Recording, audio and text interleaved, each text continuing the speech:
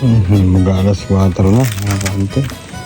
Tayo ngayon ang magpapakain ng mga alaga nating isda. Ayan. Ito yung mga red tilapia, yung tilapiyang itim. Oh. Meron din dyan mga bulig, malalaki. Pakain tayo. Kaya ayusin muna natin papakain natin. Ito naman, tatakal na tayo.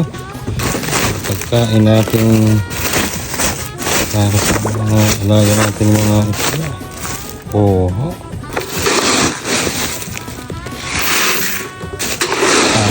Tayo sa natakal dito sa kubo dahil mas maraming talapia dito. Pakain muna tayo.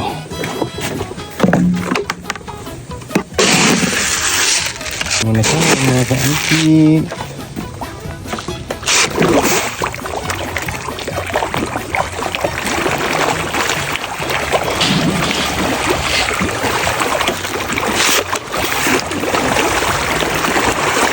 Dami na. Wala ka na yan. Dami na.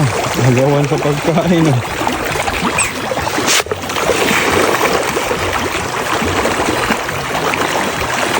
Busy kasi si Karaul sa harap.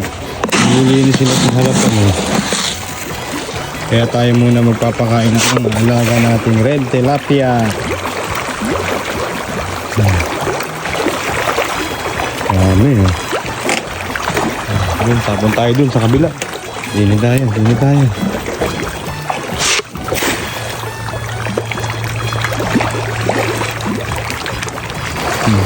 Sold ang mga alaga nating red tilapia. Ilang takal na ba tayo mga kaante?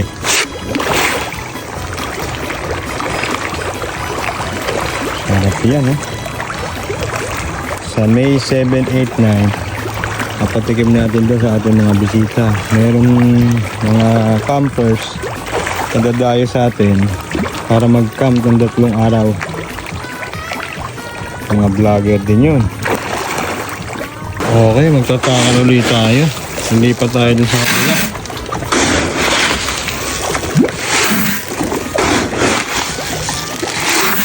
Okay, tara, doon tayo. Dito tayo sa kabila. Magpapakain tayo.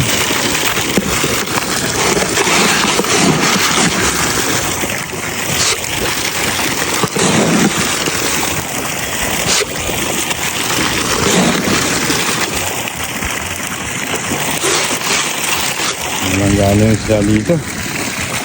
Ayun na, nag-aaho na nga.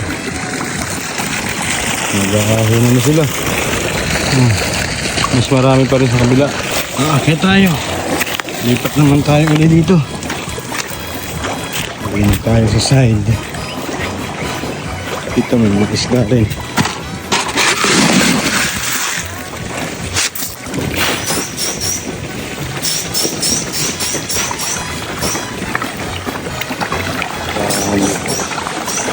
Dito naman tayo sa kabilang side naman. Ayun.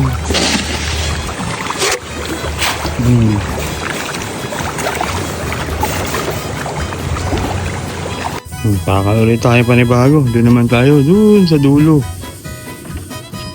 Yung mga isda natin. Lalaki na. Mukhang mga gutom pa.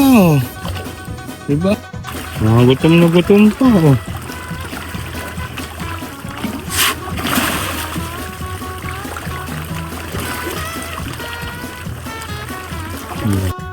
Pakal na tayo. Dito na tayo sa dulo. Konti lang isda doon, kaya konti lang tapakalin natin. Larga tayo ron. Konti lang. Dito tayo sa tayo ng malilim na pwesto.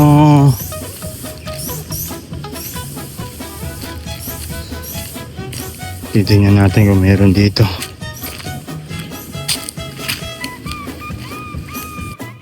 Mukhang bulig ang meron dito. Kaya lang natin, magkakain isda.